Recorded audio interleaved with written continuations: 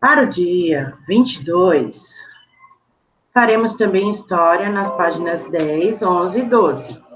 Então, vamos ler esta imagem e a referência dela. A referência é Gabinete de Curiosidades, deixa eu pôr na minha página aqui, de Ulisses, um minutinho.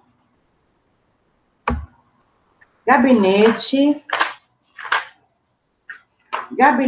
de Curiosidades, de Ulisses Aldrovandi, de 1660. Frontispício do catálogo do Museu Cospiano, anexo àquele del famoso Ulisses Aldrovandi, em 1660. É uma xilografia. Conforme a leitura da imagem, responda às questões. Qual é o título dessa gravura? É o Gabinete de Curiosidades. O que foi representado? Uma coleção de objetos. E de acordo com o que estudamos, vamos marcar V ou F.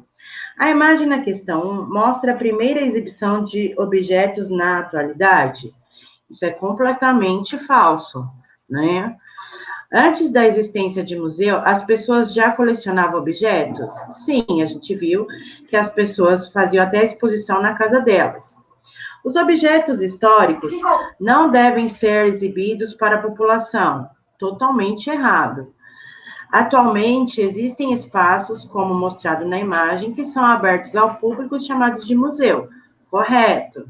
Se você fosse montar uma exibição em um gabinete de curiosidades sobre a sua história de vida ou seus familiares, quais objetos seriam expostos? Então, na atualidade, a gente registra muitas coisas em fotos, né? Em vídeos, não é verdade? Então, dava para fazer uma exposição mais tecnológica. Continuando, temos o patrimônio cultural, não faz parte apenas do passado ou dos museus. As heranças culturais formam a história da humanidade e também a sua história pessoal, fazendo parte da sua vida. Pensando nisso, a partir desse momento, vamos estudar os tipos de patrimônios culturais e conhecer outros lugares onde podemos encontrá-los. Então, vamos explorar o que são patrimônios culturais, materiais e imateriais. Vamos identificar como os patrimônios culturais estão organizados. Primeiramente, você precisa saber que existem dois tipos de patrimônios culturais, o material e o imaterial. O que são patrimônios culturais materiais? Um patrimônio cultural material se caracteriza por aquilo que pode ser tocado, pois existe concretamente, materialmente. São exemplos disso construções históricas, as paisagens naturais, os sítios arqueológicos, as cartas, os objetos de coleção privada ou de museus, as diversas obras de arte, como pinturas, esculturas, o cinema, as fotografias e muito mais. E aqui tem exemplos, né, pessoal, de monumentos, de exposição de quadro, obras de arte, cartas, né, objetos como vaso. Aí, continuando, muitas construções, monumentos, ruas, praças, entre outras, de todo o mundo, são considerados patrimônio cultural material da humanidade.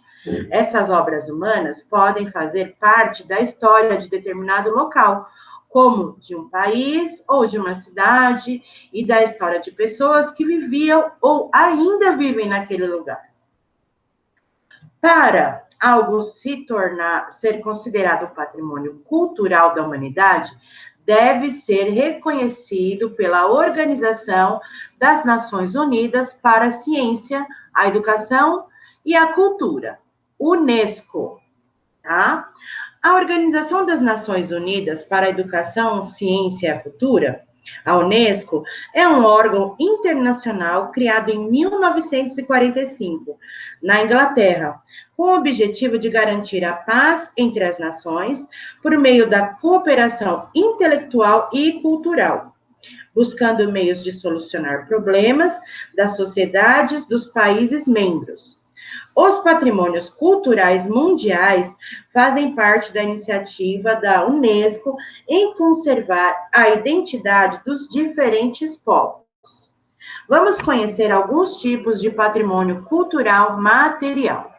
Então, nós temos aqui a Grande Muralha da China, tem mais de 20 mil quilômetros de extensão.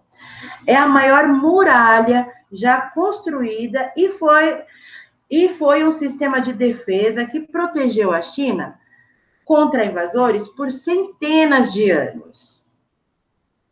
Aqui também temos o Centro Histórico de Salvador, aqui no Brasil, na Bahia, e foi considerado um patrimônio cultural material da humanidade em 1985.